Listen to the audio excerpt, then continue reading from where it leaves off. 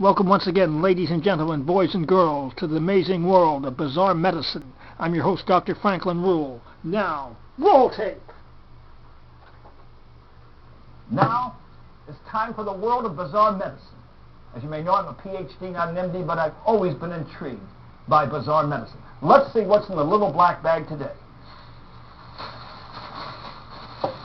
And what is it? Why, it's a cap.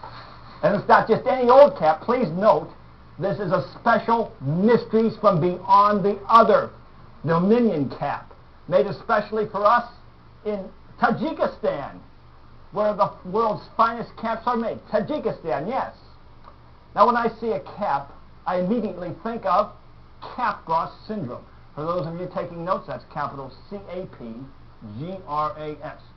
Back in 1925, Dr. Etienne Capgras, and by the way, Etienne is the French version of Stephen, documented the case of a woman who believed that her daughter was an imposter. Suddenly she said, "This is not my daughter," and she became convinced that an imposter had taken her daughter's body. And thus this is also known as the imposter syndrome.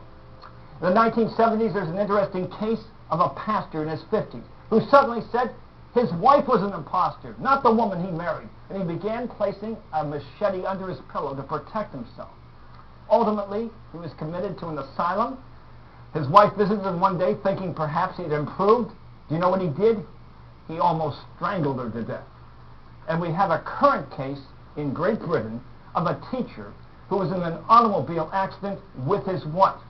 He thought she died, but she only suffered some minor injuries. But since that accident, he is convinced that she's an imposter. He's suffering also from Capgras Syndrome.